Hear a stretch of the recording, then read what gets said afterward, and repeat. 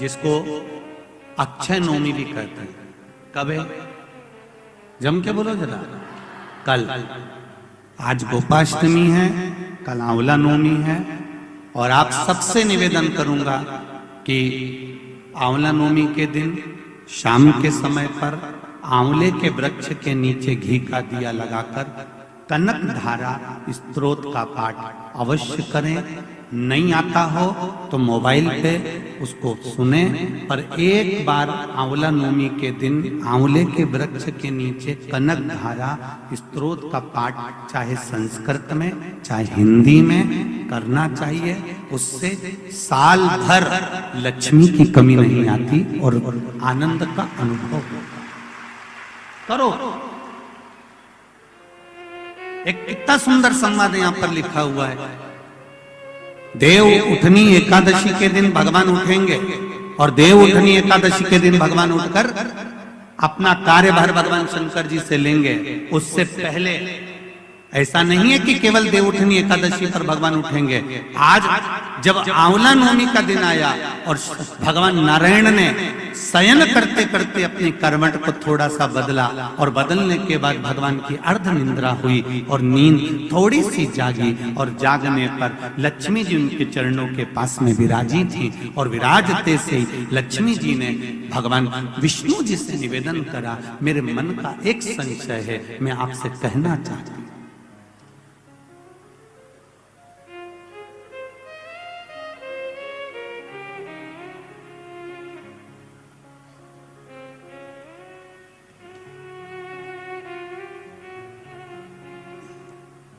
ये हमारे मन का भाव है कि हम भगवान को देव सोनी एकादशी पर सुलाते हैं और देव उठनी पर उठाते हैं।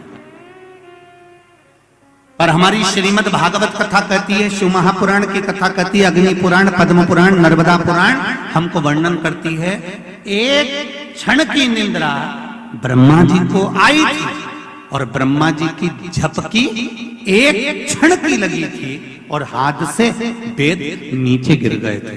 वेद नीचे गिरे, हयग्रीवा ने धारण कर लिए और चारों तरफ पानी पानी हो गया और पूरी पृथ्वी पानी में जल में मग्न होने लगी। जरा विचार करिएगा, एक क्षण की निंद्रा ब्रह्मा जी को आई और वेद हाथ से चले गए और पानी पानी हो गया।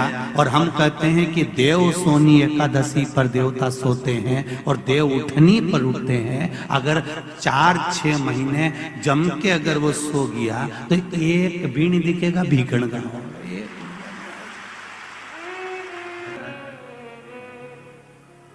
ये सोने की तो भगवान की लीला है। अगर सही तरीके से देखा जाए तो मेरा परमात्मा कभी नहीं सोता। वो तो हर पल, हर घड़ी, हर क्षण आपके लिए तत्पर बैठा रहता है। आपने आवाज लगाई और वो भागा। देव सोनी एकादशी पर भगवान सोए और देव उठनी एकादशी पर भगवान उठ रहे हैं। उससे पहले जो आंवला नवमी आई, इसको अक्षय नवमी कहा जाता है, इसको आनंद की नवमी कहा जाता है, भंडार भरने वाली नवमी कहा जाता है। उस दिन दिया गया, भरा गया, पुण्य समाप्त नहीं होता, इसलिए इसको अक्षय नवमी भी कहा जाता है। तो लक्ष्मी जी के मन में भाव उत्पन्न हो गया। लक्ष्मी जी ने कहा, प्रभु मेरे को पूछना है आपसे कुछ, मेरे मन का संशय मिटा दीजिए। तो भगवान ने पूछा, वो संशय कौन सा?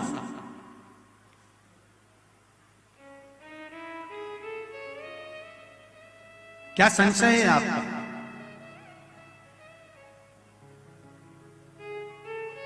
मेरा संशय केवल इतना सा है, क्या सोने से पहले आपने भगवान शंकर को पूरी सृष्टि का भार दिया था? क्या शंकर भगवान पूरी सृष्टि को सही से चला रहे हैं? आपको ज्ञात है? भगवान विष्णु बोले, हाँ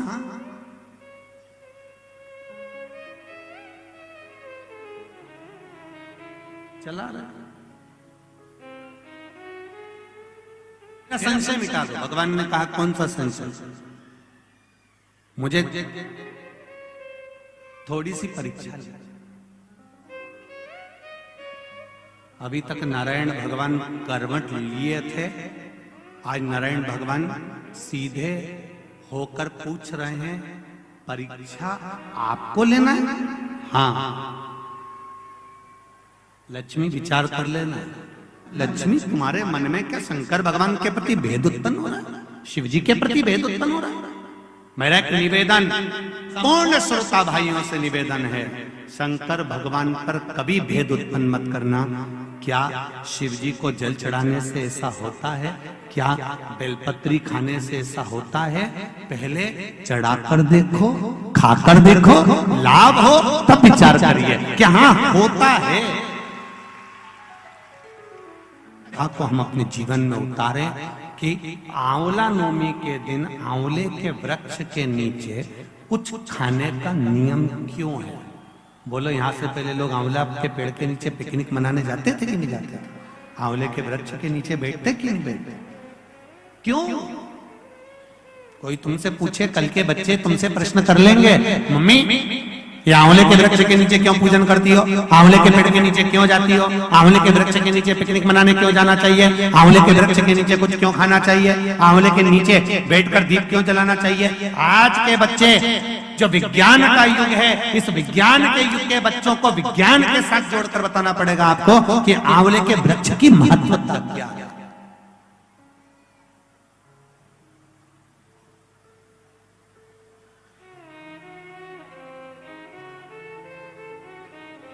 जिस जगह पर आंवले का वृक्ष होता है उस आंवले के नीचे बैकुंठ का निवास होता है, इसलिए भोजन आंवले के वृक्ष के नीचे करें। कल आंवला नवमी है, आंवले के वृक्ष की पूजन मेरी माताएं, मेरी दीदियां, मेरी बेटियां जब करें, भाई लोगों से भी निवेदन है, समय निकाल कर, केवल माताओं के लिए आंवले का वृक्ष नहीं है, आपके लिए भी है।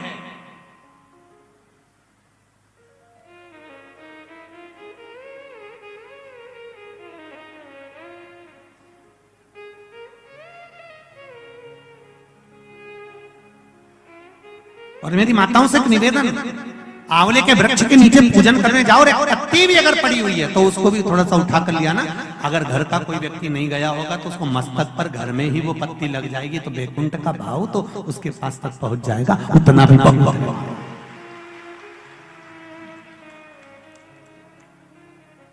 हमने मारवाड़ में देखा है कि आंवले के वृक्ष की पूजन करते समय माताएं आंवले की छाल का भी स्मरण करती है। अपनी चीटी उंगली अंगुष्ठ से मारवाड़ी माताएं उसको भी अपने पल्लू में लेकर आती है, दीप प्रज्वलन करती है, उसको अलमारी में लाल वस्त्र के अंतर्गत तिजोरी में रखती है। क्यों? क्योंकि वो बैकुंठ का एक हिस्सा, बैकुंठ का एक भाव।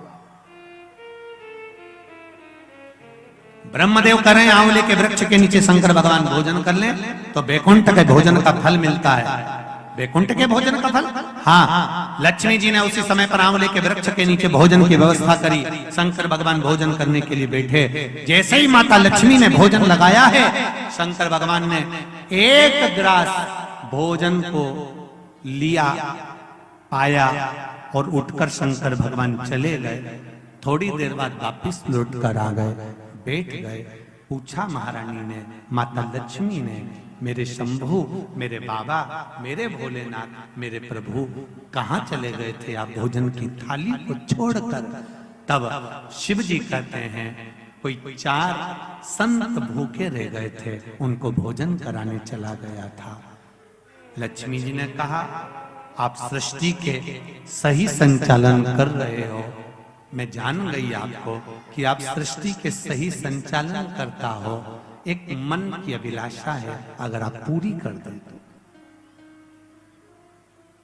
एक मन की अभिलाषा है, आप अगर पूरी कर दे तो। शिव जी ने पूछा, क्या? मेरा मन है, आप अगर ब्रह्म मुहूर्त में सुबह का समय भोजन ग्रहण कर रहे हैं तो शाम का भोजन भी मेरे ही इस बैकुंठ में श्रवण भोजन ग्रहण करें। शिव जी ने कहा, शाम को तो मैं पार्वती के साथ भ्रमण पर निकलता हूं, पर दोपहर के समय पर मैं आपके यहाँ भोजन करने फिर आऊंगा। अब की बार लक्ष्मी जी ने भोजन कराने बैठने से पहले माता लक्ष्मी ने 5 चींटियों को एक डब्बी में भरकर बंद कर दिया।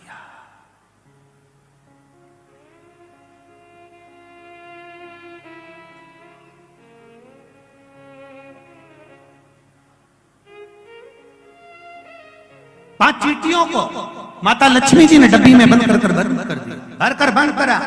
शिव जी भोजन करने बैठे, बड़े प्रेम से भोजन पा रहे हैं भोलेनाथ, और आवाज लगाया भोलेनाथ जी ने, अरे लक्ष्मी, तुम्हारी माता ख्याति देवी मुझको ऐसे ही भोजन कराती थी।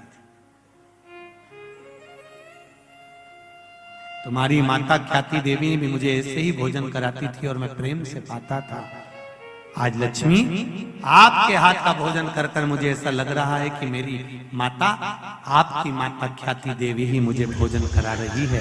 आपको माता के रूप में आज मैंने देखा है। जैसे ख्याति देवी को देखा वैसे आपको देखा। तब भोजन पेट भरकर शिव जी ने जब किया, आचमन करा, लक्ष्मी जी ने कहा, भगवान नारायण ने आपको पूरी सृष्टि का भार तत्व दिया है कि पूरी सृष्टि का बोझ, पूरी सृष्टि का संचालन आपको करना है। पर मेरे मन का संशय यहीं धरा की धरा रह गया। आप पेट भरकर भोजन कर लिए और 5 चींटी भूखी रह गई।